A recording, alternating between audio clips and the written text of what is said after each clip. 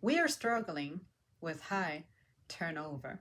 And I know other people from places different from where I'm at, where they express the same thing. They're having trouble retaining people. Some folks sincerely don't seem to understand why. And when I think about myself, I can tell you that I have been very burned out for a long time. If I had options, I would definitely have left a long time ago myself. And my primary reason would be high stress. I found one of those pictures back in March about top performers quitting. What are the top reasons? And what to do to retain them. But before we go over that, I wanted to look up companies with high turnover. The AI overview gave me something like Amazon, Apple, and Meta. Those are tech companies, and they just announced how they're going to get rid of over 100,000 jobs because they want to favor AI.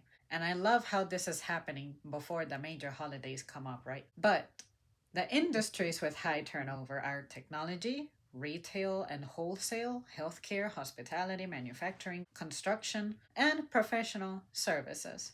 So, for instance, when it comes to technology, it's because of layoffs, fast paced environments, and the demand for high tech skills. And when it comes to retail, it's the long shifts. Y'all have heard me bitch about that, especially as a part timer. The high stress environment.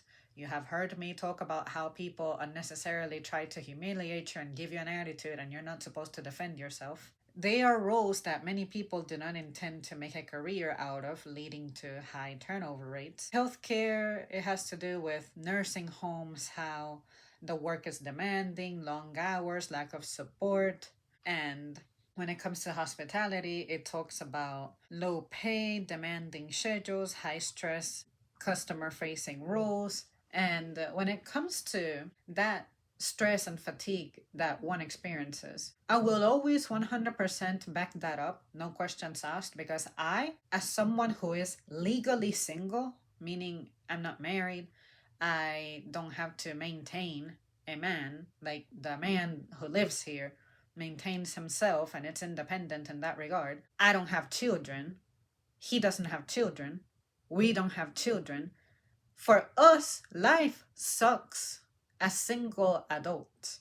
Imagine if we actually desired to have those things in our personal lives. What would the stress level look like with that factor in place? And I really hate how anytime you try to have a genuine heart to heart, legitimate conversation about this, there usually seems to be someone who talks about how you have to do nothing but grind during your 20s, eat nothing but ramen noodles. Maybe by age 30 or 35 or 40, you'll be pretty solid and independent financially to where maybe by 45 or 50, you can look at solidly, fully retiring. And the issue I have with that is that you're making your entire identity, your entire personality be work. And somehow you have to find someone just as crazy as you to be able to put up with something like that. Say, if you are the sole primary provider, you gotta be finding someone who is okay with being at home full time, and hopefully you have a strong connection in the community to the community before all of that happens. But not all of us can say that, because some of us have to move, relocate, entirely different state, entirely different city, and your community is simply not going to be the same. And sometimes the farther away you go, the more you have to make time to plan for visits, and that is not exactly a free endeavor. And when you try to express those things, the other person is always continuously trying to defend how that is the way of doing things because it takes work, it takes sacrifice, blah, blah, blah. And all I see is how this is a person who has been sold some kind of dream, and the way to achieve it is by excess work.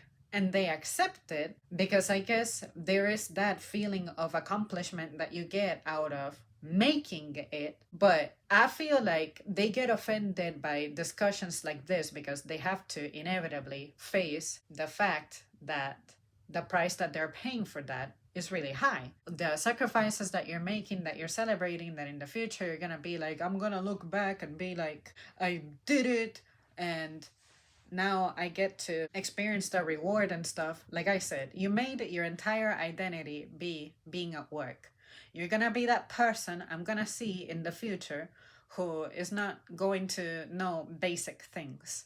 Anything from how to handle your own device, how to use something stupid like a checkout machine, and for some reason, I'm going to have to tolerate you being frustrated with yourself because you fell behind. And when it comes to your personality, say, if you don't address a matter or speak or talk in a way that it doesn't hit a nerve for you, you gotta be spoken to with the perfect tone, with the perfect words, and not bring anything up that may open up an old wound or something. You get easily offended. You just don't know how to exist out of that setting because that's what you were doing for like 15, 20, 25 years. And all you want to do is converse revolving around you having achieved that. And then you start catching up with the rest of the world and what we're going through. And you don't want to hear it because you paid the price, you did what you had to do with the chess pieces that you inherited, and you're proud of it. But now you cannot have any empathy at all for how ultimately you voluntarily allowed yourself to be abused. You allowed yourself to be occupied during a time that maybe other people needed you, and now that you're fully available, those people you want to have available for you are not available. And now you're doing nothing but talking about how those people who are in those positions and are desperate, now you wonder if they're into you because of your money. Now you wonder why your partners could not put up with you because of your absenteeism, because of your neglect, because of how you couldn't be bonded with in any other way outside of what your mind is set for in the daily. And that's why you have better bromances than romances. And I don't know, you guys, to me, like I've said before, I don't think that's worth it. I don't think that's the way to live. I think it's a price too high to pay. And if people are waking up and making these decisions to leave those jobs because the demands do not suit their lifestyles, all you have to do is respect it, as opposed to acting like this is people being lazy, people not wanting to work. I can tell you I'm not lazy, but I'm burned out. And I can tell you that I'm lacking motivation, I'm lacking ambition, but it's because I had a sincere conversation with myself and I said, I've never been characterized by ambition. I've never been one hungry for power and wanting to grow and move up and all that. I don't lack the skills. I simply lack the interest. And I'm not going to be bullied into submission via inflation, via you're not going to be able to afford this and that and travel here, travel there. Like, none of that. It's, oh, okay, well, if I'm priced out of something, I don't consume it. And if it's something that is essential for my health or for me to be alive, then I die, and period. It's that simple. But if I participate in this system, I'm saying I agree with it when it's a system that clearly is going to leave some people behind. It's not going to work for everybody. And if you make one mistake or you make one decision where you don't act on something, or maybe you act on something that wasn't the right thing, then you have to rebuild. And there comes a point in which, if you have lived 15, 20 years of your life having to rebuild, at what point are you done building?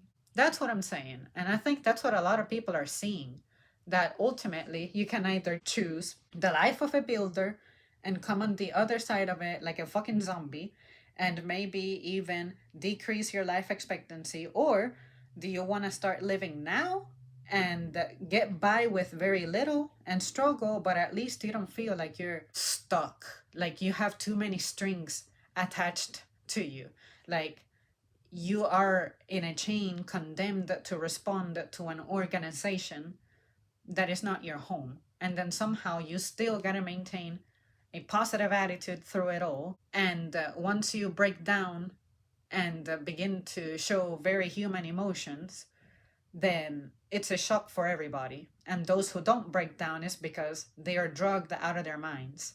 Can you say that you make it through the day without caffeine? Can you say you make it through the day without taking something that calms you down? I can tell you I can't. I gotta come back home and overdose on magnesium, pretty much, to be able to sleep 4 little ass hours.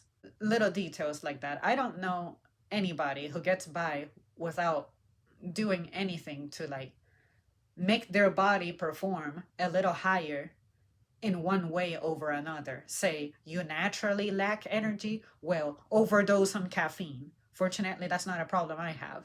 But say you lack relaxing, calming skills, then yeah, you gotta take, I don't know, the ashwagandha, the magnesium, the melatonin, so that you can power down from your overperformance, something like that. And that's just a very simple description I'm providing. Another example could be the painkillers. You feel a little something that's uncomfortable, you want to numb it so you can go through the day, but then you start moving as if your whole body is doing okay. And then once that wears off, because you used your body in a way you were not supposed to, now your pain is coming back and it's worse. And now you need to increase the dosage of painkillers that you gotta take, all of that shit. We gotta be proud of being drugged for decades to be on the other side with something as pitiful as money. What? No, you're crazy, and you will never convince me otherwise. I don't care how advanced civilization gets, advanced at the cost of our environment. Right now, I see fewer trees in my neighborhood, and my asthma has been coming back, and my inside of my house is dirtier, my car is dirtier. You cannot tell me that we're progressing when we are regressing in other areas. Now, my surroundings feel stressful. Now there's more sunlight hitting the ground. Now there's going to be more flooding in this area. Now there are more displaced animals. All that. If you cannot exist in a way that you don't bully the other members of the ecosystem, you are fucked. Okay? If your definition of progress is people gotta be displaced, they gotta be stressed out, your environment gets contaminated, and even animals suffer, what you're doing is wrong. Period. It is that simple. Some people only have the one track mind of mankind is doing this for being the superior being. We're making it out to space. We're making it to where we have computers and robots and shit taking away tasks from the human and all that. And somehow I'm supposed to find that impressive. No, you are crazy. Period. In the same manner that you might think that lacking ambition, having empathy for my surroundings, and me presenting it in this way, like I'm demonizing one side and sanctifying my side, then go ahead, make your case. Convince me that not accepting exploitation is wrong. And maybe I can convince you instead that accepting exploitation is wrong. This is what this is about, conversations. And these are the kind of conversations I try to have, but some of y'all get so easily offended that they're never had. And maybe that's why our fucking government, for example, has to be shut down, because we cannot agree on a basic ass issue such as healthcare in 2025. That was my prelude, my intro, preamble to the subject. Just wanted to mention that as a part one, so that when I get around to going over this, we have refreshed ourselves on where I stand with this subject anyway. Because it's possible that some of you have just met me and you don't know what I have said over the years and stuff like this. So this can bring you up to speed and we can truly dive into this one. Anyways, you guys, that's it for me. Thank you so much for tuning in. Remember that this is a world with a lot of deception. You need to learn to see beyond what is apparent, and I'll see you next time.